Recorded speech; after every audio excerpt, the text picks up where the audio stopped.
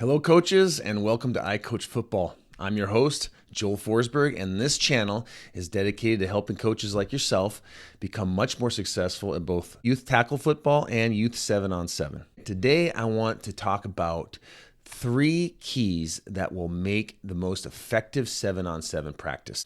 So, key number 1, create an atmosphere of intensity. So, when the boys first get there, they're kind of groggy. They just been playing video games, or maybe they've been at school all day, or whatever the situation, and they're putting on their cleats and they're kind of moping into the practice. So what I like to do is right from the very beginning of the practice is create this atmosphere of intensity. And it doesn't mean you got to scream at them, but you are going to raise your level of your voice and you're going to raise the demand on them. And it starts right for me. Every single practice that I've done now for going on 9 years of coaching youth 7-on-7 starts out with a warm-up that creates that atmosphere of intensity. And let me explain this warm-up to you. We do this warm-up before every game and before every practice. We get every player partners up with another player. They start out about 6 yards apart, and they start throwing the ball back and forth. Now, it's not just normal catch. Okay, this is an intense, focused, you catch the ball, you throw it back as fast as you can. And he catches it and he throws it back. And first we make it easy. You're going to make it a catchable ball. And then I either have them take a step back and they still are throwing the ball over and over, just throwing it. Now, the only people that can adjust and really throw well are the quarterbacks. I want them to adjust and get in their stance and throw the ball, but all the other guys throwing it. But as they're doing this, I'm starting to bark at them, get in your stance. And they all know they got to be in an athletic stance. They got to be squatted at the knees, feet shoulder width apart. And so that starts to create a little burn in their legs, and they got to have their hands up. They can't have their hands down. They got to be in a ready athletic position. And they have to keep their eyes on the ball. I say, keep your eyes on the ball, keep your eyes on the ball. And I'm watching them. And they might be, kind of coming in a little bit lazy. They might, catch the ball and they look away, and they're looking away as they're catching. I said, get your eyes on the ball, and I'll call them out by name, and I'm watching them. I get the other coach to watch them too, and they're sitting there playing catch, but it's an intense focus catch. And what I tell them, one of the things I tell them as they're doing that is every single time you have the opportunity to play catch, be a little intense about it. There's no casual catch. If you start catching casually, trying to catch with one hand or just not really caring, and you drop the ball, you're creating bad habits. The same thing when I used to coach basketball. Just throwing the ball up there or just playing casual, hoops is not good. It creates bad habits, and it creates the idea that it's okay just to miss or just throw it up there and have bad form. All right. So I don't let that happen on the field. Whenever they're catching the ball, it's focused. You can have fun. You can be out there having fun throwing the ball with your friends, but you're going to catch it every time. That's why kids that are naturally focused, like intense, are better athletes, because even when they're goofing off, they're focused on catching that ball. Where other guys, they'll drop it and they don't really care. So anyway, we're creating that atmosphere right from the get-go. So they're in the stance. I want their triangle, and I show them you can catch it here, here, here. Go to the fingertips, and I show them how to catch. So their hand movements are all together. Their hands are going up together. There's not one hand in another. They're letting that ball come to them, and I'm watching that, and I'm barking, and I'm increasing the level of intensity as the drill goes on, because then I'm like, okay, throw it faster now, guys, throw it faster. And then after they throw with the same guy for about 2 or 3 minutes, I blow the whistle and they rotate.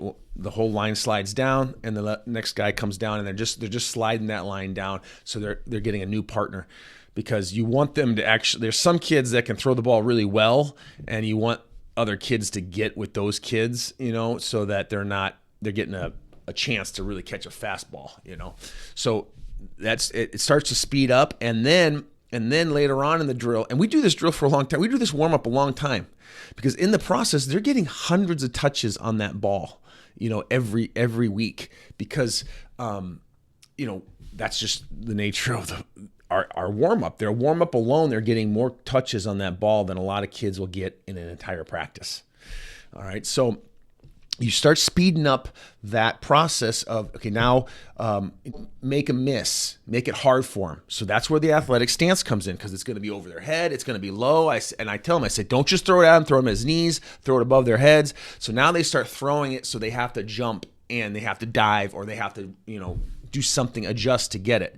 So now it gets even more intense. So I'm building the intensity. Starts out close, kind of slow, then away a little faster, and now they're making it difficult.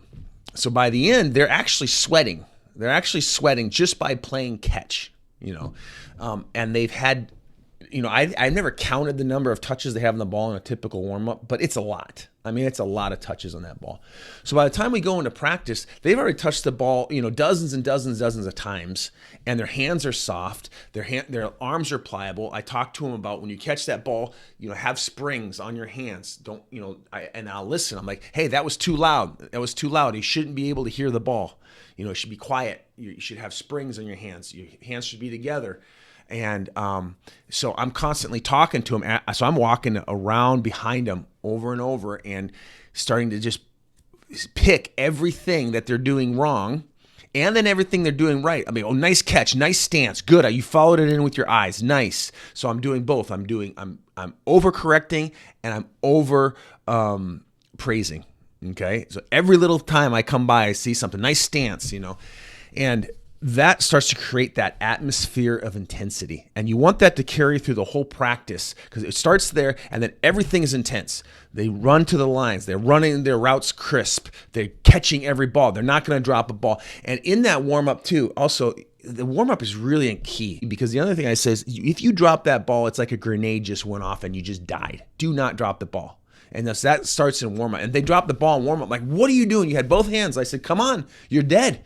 You're dead. So I'm creating these little games, and you can start, getting your own vernaculars and stuff, but you get the idea.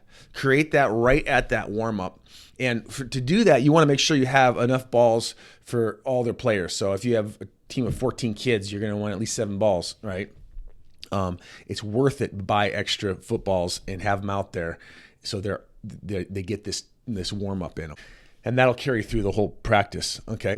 Point number 2, lots of touches on the ball, especially at the younger ages, because being able to catch the ball is going to be a game changer at the young ages. When they get older, all the kids start to be able to catch the ball, especially when they get into high school 7-on-7.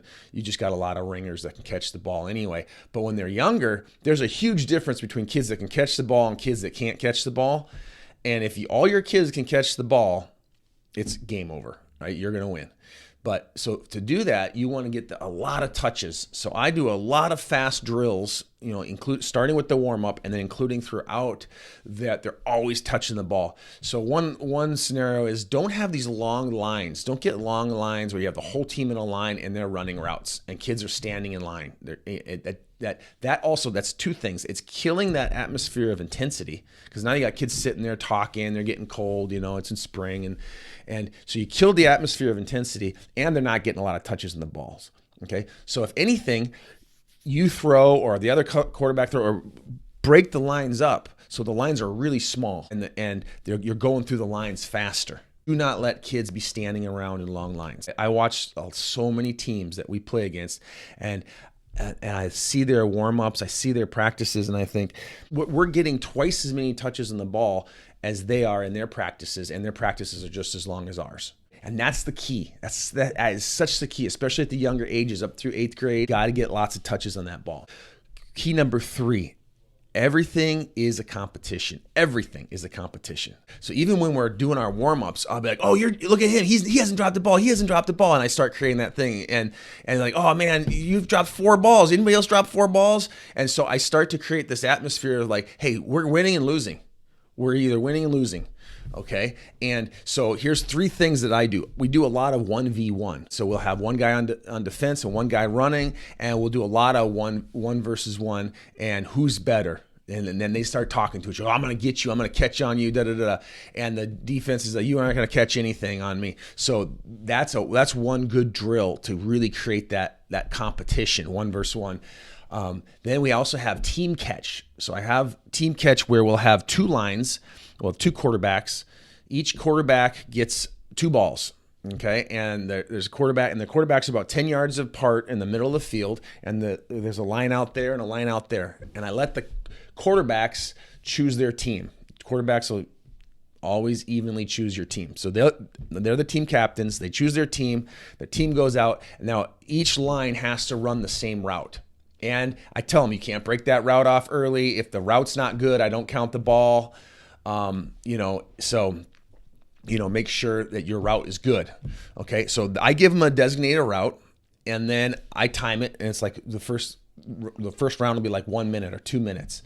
I said, okay, on your mark, get set, go. I hit it, and they have to run their route, catch the ball, run it back, deliver it to the quarterback while he's got the other ball. He does the other one. So a couple things are happening here. One, they got to run the ball back because they got to run it back and place it. They can't throw it to the quarterback. They got to run it. After they catch the ball, they got to run in the inside where they're not in the way of the drill, hand it off, get back in line. So there's a lot of conditioning happening here. You could run this just straight conditioning because they are constantly running, And two, they're catching the ball in an intense situation. Everybody's watching them.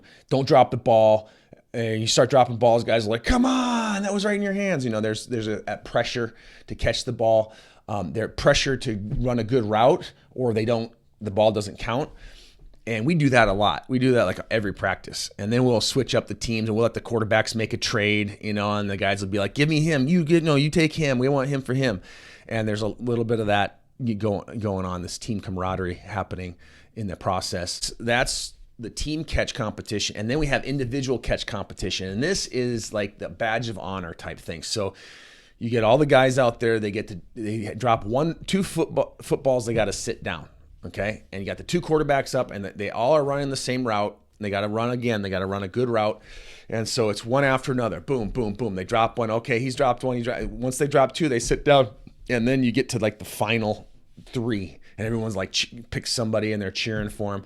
And sometimes, if those final three are really good, and I had 3 players about 4 years ago that could just not drop the ball. And I would be doing, go routes, and I'd be doing all kinds of post routes, corner routes, and also the ball has to be catchable. I have to declare that the ball's catchable in that one-on-one situation. It doesn't count in the team situation. It's on the quarterback too to throw a good ball, but in the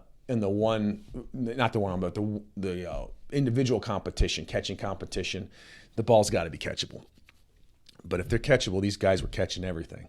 So what you do then is you just go down. Okay, next guy, now it's one ball. If you drop one ball, you're out, kind of situation. But it makes it a lot of fun. You get a good idea who your best catchers are too when you do that individual catch competition, because it's always going to be these same 3 kids that seem to be in the final 3. But it's exciting. It makes that atmosphere of intensity, competition. They're getting good conditioning without having to do conditioning. We never do any type of running or conditioning in 7-on-7. We just keep it so fast and keep the drills going so quick that they're just out of breath. And in the meantime, getting hundreds of touches on the ball in a practice. And that's how you win games in youth football. There's the secret, guys. Implement it. You got to come there too. Every practice, you got to come with your own level of intensity. And it doesn't mean don't just get yelling at them. Don't make it something terrible. Like it's so intense and so much pressure that they get nervous. I've gone too far in that direction. You don't want to get them to where they're just so nervous that they start dropping balls and then you really start yelling. It's got to be a good combination of praise and intensity, but not the kind of intensity where they feel afraid. Because then it starts to backfire, and it goes from intensity to fear. And when that happens, your team will fall apart eventually. So be very careful. It's a fine line from intensity to the atmosphere of fear. And you as a coach got to find that line, and you got to make sure you're careful not to go into too much intensity that creates that atmosphere of fear. But all right, those are the 3 keys. I know they work because they've been working for me for years.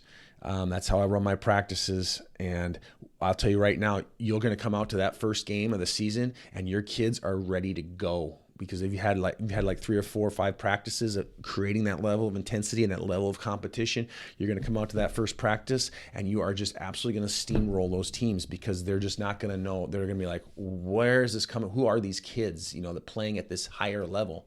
And I tell you, these kids wouldn't be playing at this high level unless you as the coach set that atmosphere in practice from the very beginning. I mean, right from the very beginning, right to the end, every time. And you'll see a huge difference in your performance on your first game. All right. Thanks for joining me. Hope that was helpful, and I'll see you next time.